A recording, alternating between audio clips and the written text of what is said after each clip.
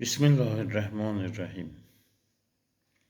Bu cəlsədən bəhslərimizi در مورد بدان طرح مسکن به نام طرح مسکن امام زمان عجل الله تعالی فرجه şərif başlayırıq.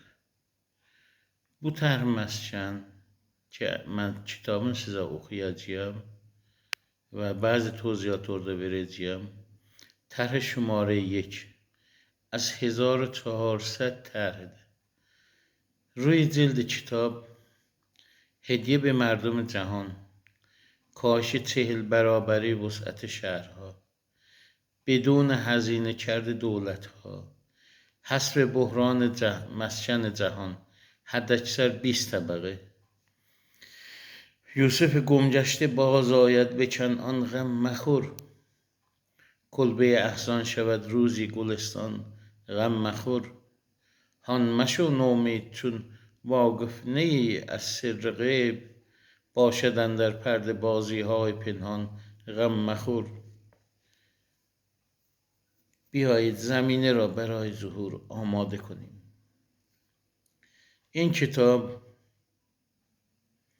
در تاریخ 1406 هفت در مرکز ارتباطات مردمی قوه قضاییه ثبت گردیده است و همچنین در ریاست جمهوری و آستان قدس رضوی که در پیجم میتوانید آن را ملاحظه نمایید.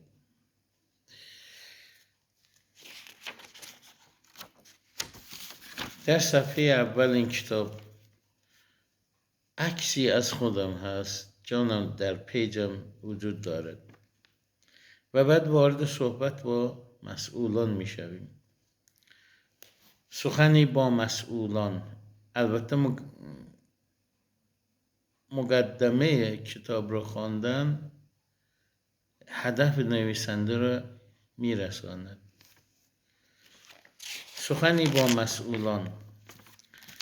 آیا برای انسان غیر از تلاش وجود دارد؟ شما برای شناخت هر فردی باید علم او را بشناسید، اعتقاد او را بشناسید، عملکرد او را بشناسید، آرزوی او را بشناسید و سپس درباره او قضاوت نمایید. آیا هر فردی، هر علمی برای هر فردی جایز است؟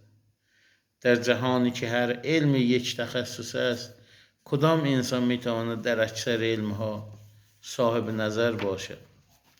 تنها افرادی چند تخصص را دارد که مورد لطف الهی باشند. من جهان را عوض می کنم. آیا بدون لطف و علم الهی می توانم؟ آیا لازم است یک سرباز تمام زندگی پدر و مادر و اهداف مورد نظر فرمانده را بداند و بعد از او اطاعت کند؟ تنها پذیرش فرمانده بودن کفایت اطاعت را دارد. مسئولان کشور ایران، شما تنها 1% از امت امام زمان هستید. آیا برای صحبت با شما باید علم کافی داشته باشم یا برای صحبت با 99% امت امام زمان؟ کدام ما را به ظهور نزدیک می کند؟ اگرچه آنچه به من عطا شده برای 100% امت امام زمان است. آیا تا به حال در تاریخ توجه کرده اید که تنها 1 نفر توان تغییر زندگی کل بشر را داشته است؟ آیا تا به حال در تاریخ توجه کرده اید که تنها 1 نفر توان نابودی کل لطف خدا را به بشریت داشته است؟ اگر با شما درد دلی کنم، از درد خودم کاسته می شود و شاید دل شما را به درد آورم و این شروع تاریخ جدید برای بشریت خواهد بود.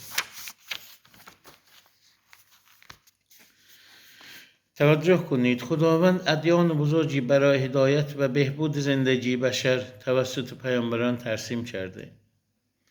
بزرگترین دشمنان ادیان پیروان آن ادیان هستند.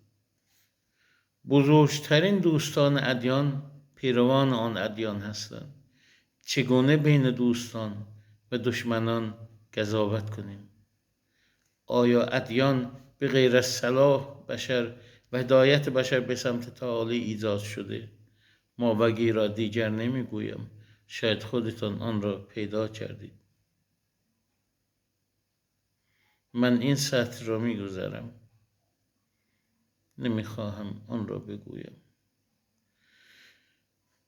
امام زمان بیش از ما طالب ظهور است، اما عملکرد ما مانع ظهور.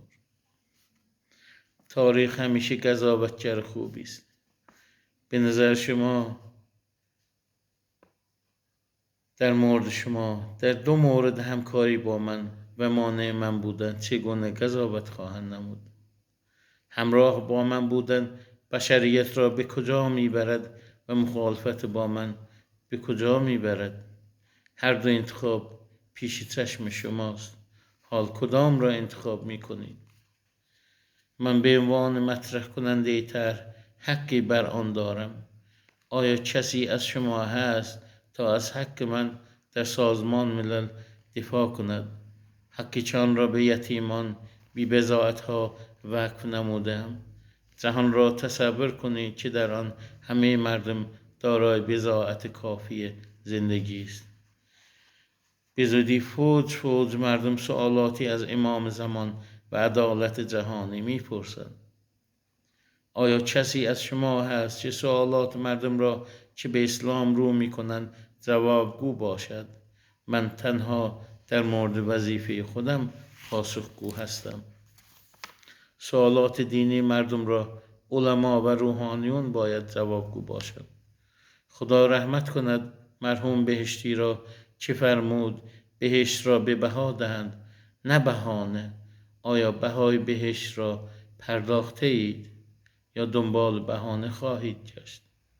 فرزندان شما امانت است در دست شما. آیا برای بهبود آینده آنان فکری کرده اید یا توسط نسل‌های بعدی مورد نکوهش قرار میگیرید؟ همان گونه که گذشتگان مورد نکوهش شما هستند. همه این دردها را با علم ابر شهرسازی می توانید مداوا نمایید. لطف خدا را فراموش نکنید. من سازنده جهان برای ظهور عدالت می باشم. با تشکر تا جلسه بعد.